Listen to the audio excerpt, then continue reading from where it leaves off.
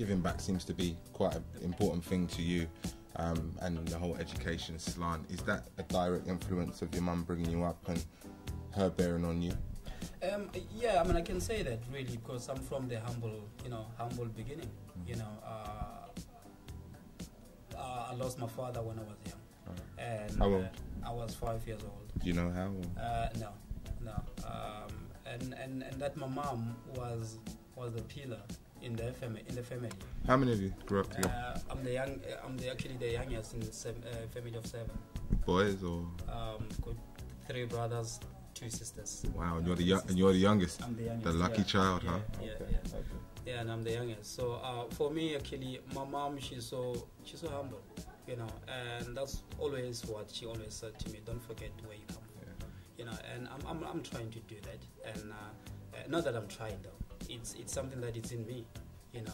I've been involved in so many charities, but then I always wanted to make a difference and leave a legacy.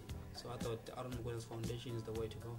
Mm-hmm. You mentioned traveling the world has been kind of the biggest part of you achieving as a footballer. Where in the world would you rate as one of the best places that you've been to that's kind of left a lasting impression on you?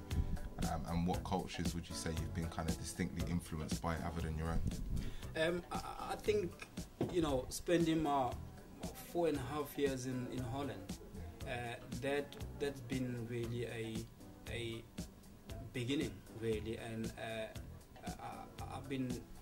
that's a place where I can probably say I started my whole you know, career.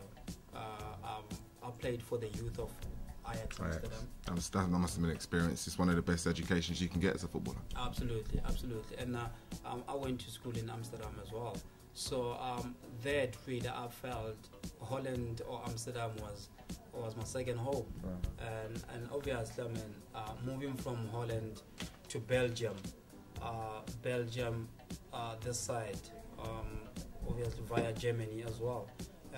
But here in England, I can probably say, at the moment, it's my second home. You know, the same living in South Africa and England, no difference at all. And yeah, I mean, apart from the weather, surely. Apart from the weather, true. But then I've been here for almost 5 years. I'm used to the weather now. You know, it's obvious. It's something that every black person would finds it hard to deal with. You know, absolutely. Yeah. But I love England as well. I love England. Did you ever think that reaching the Premier League would be something that would happen? It's been a dream. It's been a dream. I mean, you know, since I've been playing football, I always wanted to play in one of the best leagues, which is England, and suit my style of play as well. So for me, actually, I always worked towards playing in England. And obviously, I mean, England, that's where you can really play alongside the big stars, you know, and that's where I wanted to be. And I can really say through my career, I managed to, you know, to achieve my goals, to be fair. I think after 5 years, you can apply for British citizenship. Is nothing that you'd be tempted by? No, actually, I'm applying now. Are you? Yeah, I'm applying now. But obviously, I mean, there's so many things that I will be doing in England, and in and out. I mean, I'll be definitely going back to South Africa to live in South Africa. But the fact that I've got a charity that is registered in England, and I mean, I need to have this, you know, the English passport. And your kids grow here, right? You got 2 kids? Yeah, I've got 2 kids. What, one of each, or? Yeah. Okay. How old are they? 5 and 3. Oh, that must be difficult. Yeah, I know, it's a beautiful age. No, it's a beautiful age. I'm enjoying it. I love kids. I love kids, and having 2 of my own, it's really, really good for me. I mean, I'm not really complaining at all. Do you want them to play football?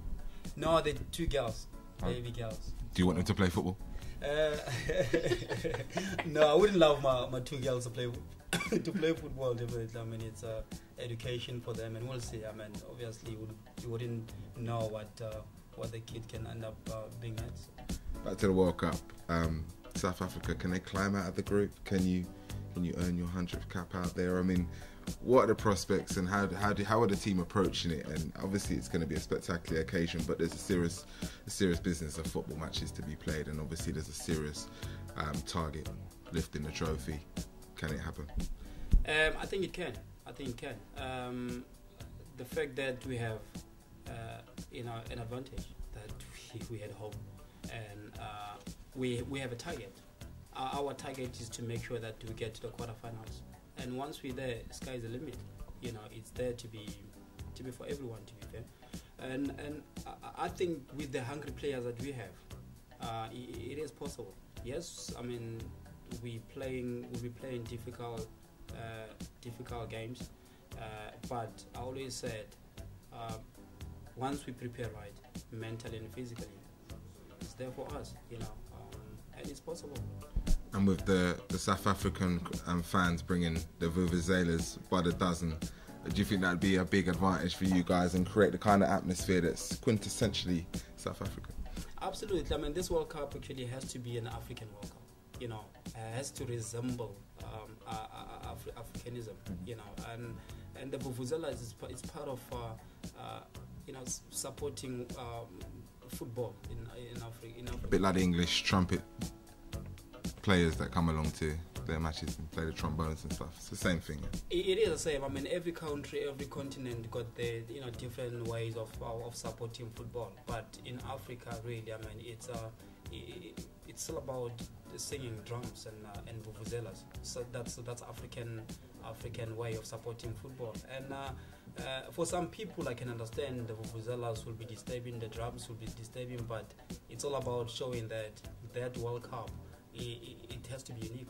It wouldn't be the same as the World Cup in Europe or in South America, or it has to be an African World Cup. Okay.